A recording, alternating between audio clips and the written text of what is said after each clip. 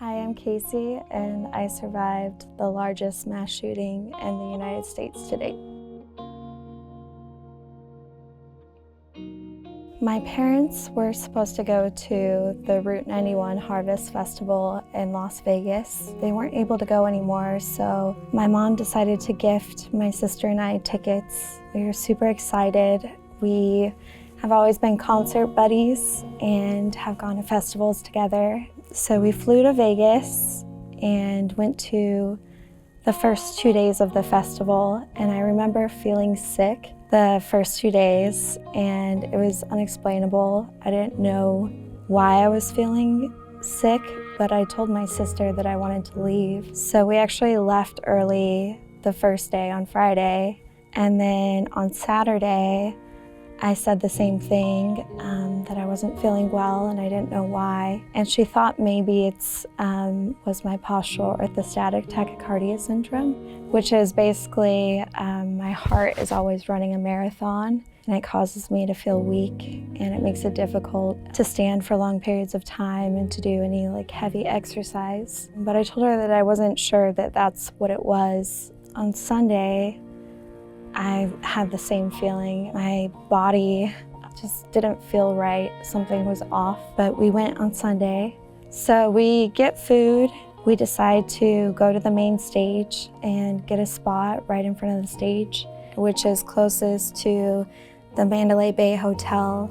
The festival was on the Strip in Vegas, so we're surrounded by the tall buildings and casinos and lights and all of the action. The main act is about to go on. It was a few songs in when we heard popping sounds. Everyone around us said, "Oh, it's fireworks." But I knew it wasn't fireworks, and I feel like my sister knew that it wasn't fireworks. And we're looking around and everyone is panicked, but wanting to believe that it was just fireworks that someone set off on the Strip somewhere. We knew that it wasn't when the second round of bullets started going off and people around us were getting hit. Someone to the left of us was shouting, "Get on the ground, everyone get on the ground." Because at this point, nobody knew where the bullets were coming from. We thought maybe it was someone in the crowd. And the ground is just pavement because the festival took place basically in a parking lot. So we get down on the pavement with our heads down. I remember my sister repeating to me, "Keep your head down, Case, keep your head down."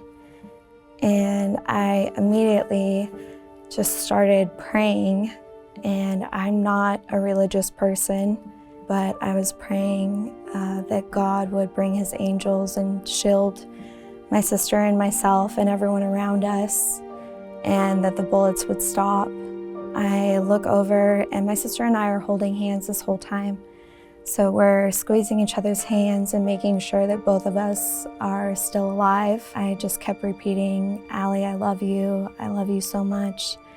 And she said to me in a firm voice that she loved me too, and we're gonna get out of this. But the sound of my sister's voice, when she looked up and saw a woman's head bleeding, and she goes, "Case, she's bleeding, her head, she's bleeding." I remember afterwards learning that we were in the worst location you could be at in the festival as far as fatalities, people who were hit and wounded. It was just constant screaming and crying, people running, trying to get out of there. I remember feeling liquid touch my leg, and I wasn't sure if it was someone spilled drink from dropping their drink or if it was blood. I told myself to just keep breathing and to do deep breaths, calm myself, because I knew that I would get hit with a bullet because everyone around me was. And I told myself that if I got hit while I was calm and relaxed, I would be better off and I would be able to react to it and get out of there than if I was freaking out and scared about getting hit. But I didn't get hit with a bullet, and neither did my sister. And it's been probably 8 minutes but 8 minutes of constant shooting, just rounds going off and off and off. I remember us saying to each other, when is it gonna stop? How have they not found this person? This has been going on for so long.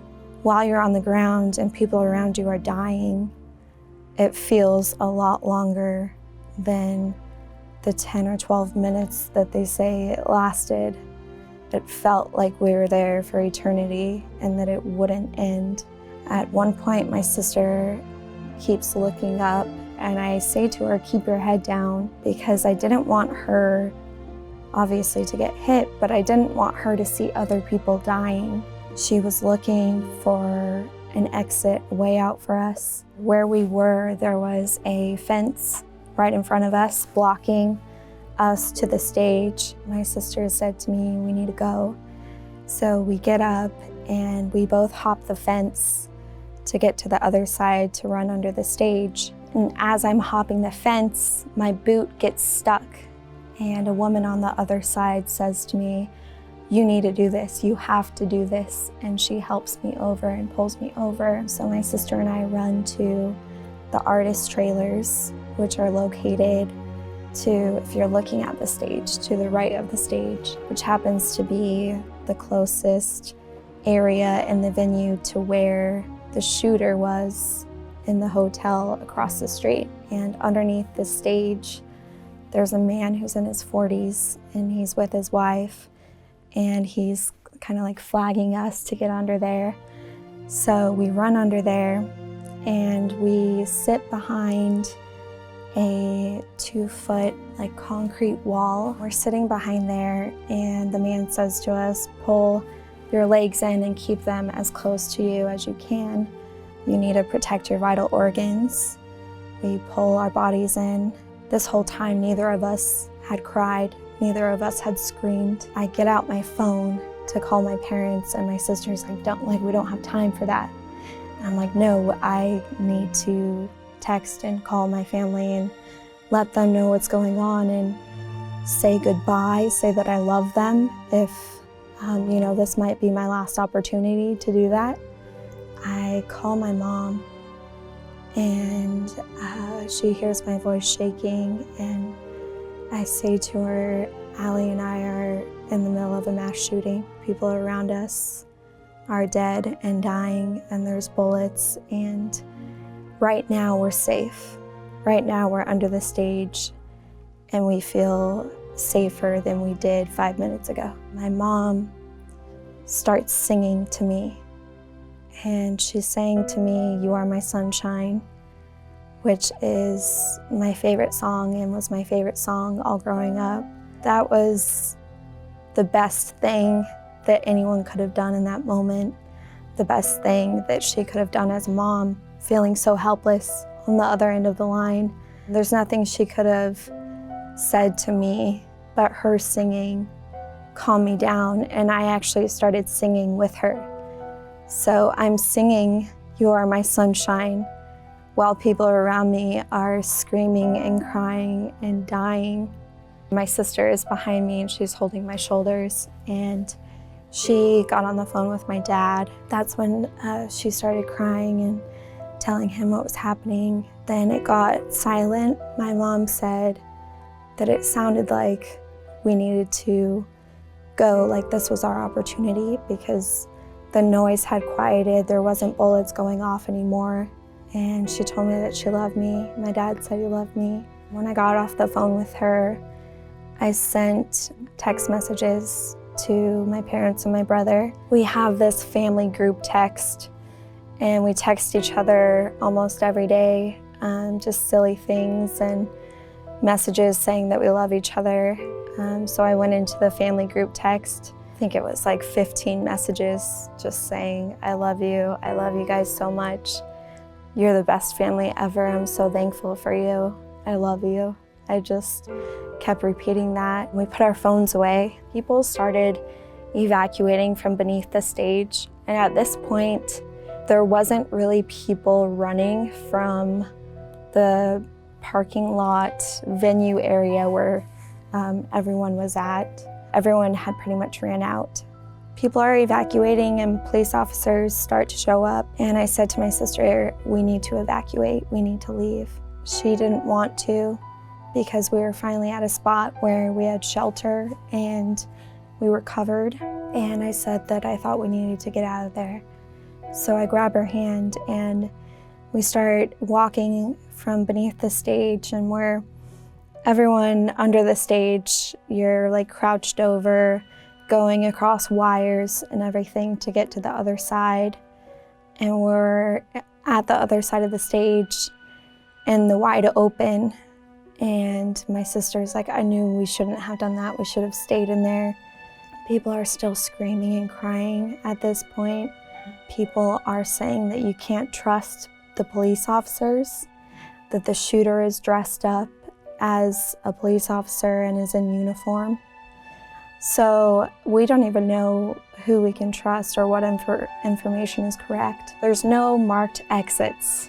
So we're looking around and there's a concert staff member who probably got paid minimum wage, and he didn't run. He stayed there to point people into a direction of an exit. So he is pointing us where to run through another parking lot. And as I'm running, my heart is pounding like crazy. And it's difficult for me to do heavy exercise like that with my condition. So I was saying to my sister, like, I'm not feeling well. She grabs my hand and she's like, we need to run. You're running. We got this. You got this. I remember thinking, all right, if we just make it to that building down there, then we'll be safe. So we're running, and as you run through this parking lot, you see blood everywhere.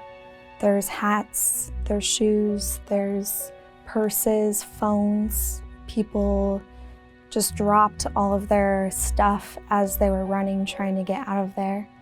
You see people hiding underneath cars, hiding behind bushes. Nobody knew what to do. Nobody knew what was going on or where the bullets were coming from or if there were multiple shooters.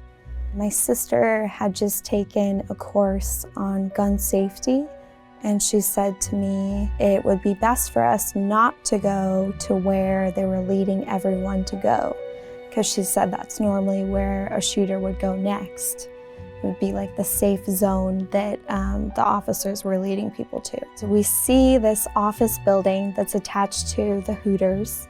We go over there to try one of the doors and it's locked. We run a little further into like a parking lot that has like a structure over it. That's when we called my brother and he didn't answer, and both of us tried calling him, and we left him a voicemail. The voicemail just said to him that we're in a mass shooting, we're currently safe, and we love you so much. And that voicemail for him was really triggering. He is a cancer survivor, and knowing that his sisters are in a life or death situation like he was, it's really, really hard on him. And then I see another door in the same building and it's unlocked.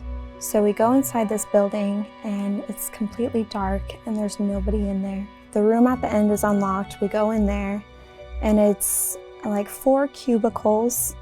So we don't have phone chargers. Our phones are about to die. And she says that she's gonna call her friend Kylie, who lives in Vegas. And Kylie says, all right, me and Zach, her boyfriend, are gonna come get you guys. They were able to get onto the strip before the strip got shut down, and they weren't letting anybody on it.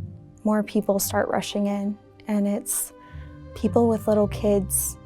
And I found a janitor's closet inside of the storage unit where we were. I'm helping put the children in there and hiding them behind stuff because we didn't know where the shooter was. We didn't know if we were actually safe. There's just a lot of unknowing when you're in that situation and just feeling safe for the moment. Everything is just the moment. You're not ever safe until you're out of there completely, out of Vegas. Everyone was hurt. Even if you weren't bleeding from a bullet, you got hurt trying to get out of there in some way. My sister gets a phone call from Kylie saying that she's down the street, that she's not able to get any closer to where we are, but she's down by the Motel 6. So we run out of there. It's weird because people on the strip are either screaming and crying because they had just fled the concert or are completely oblivious to what's going on. And then there were people who are shouting and saying that the shooters are on the strip, shooting up the strip now. And there was still the lie going around that the shooters, multiple ones, were dressed as police officers. Just a ton of misinformation that is getting yelled at you as you're running for your life. We make it to the Motel 6. Kylie is not there, she's one lot down. We get pulled into a room by police officers, and there's a bunch of people in there, sort of sardined. I'm like, can we just stay here? Like we're in a place where I finally feel kind of safe. And she's like, no, we need to do this. She's right there, we just need to run. The police officer says to us, if you go and you die, that's on you, and this door is not getting opened again. And we run to the lot where Kylie is, and her boyfriend are loading up the truck. We're fitting as many people as we can into the bed of the truck and into the cab, and people are pleading to get in, and we fit as many people as we could to get out of there. And my sister and I just look at each other and we're holding hands and we're crying. We're like, we made it out, we survived. Kylie drove off of the strip, so we dropped people off, and then we drove to her apartment. That's when my mom and my dad said that they were driving to get us. They were driving from California to come pick us up in Vegas. My parents show up, and it was just this moment of gratitude and loss.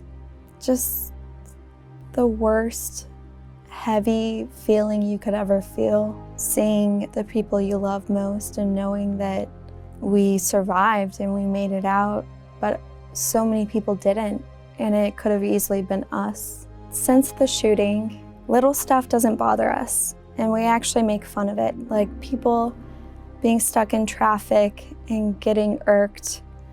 We have a joke with each other where it's like, you know, we got shot at. We almost died. Like, a little bit of traffic doesn't matter. Nothing matters. You realize what is important is relationships and your family and your friends and caring about people, showing people that you love them, because at any moment that could be taken away from you.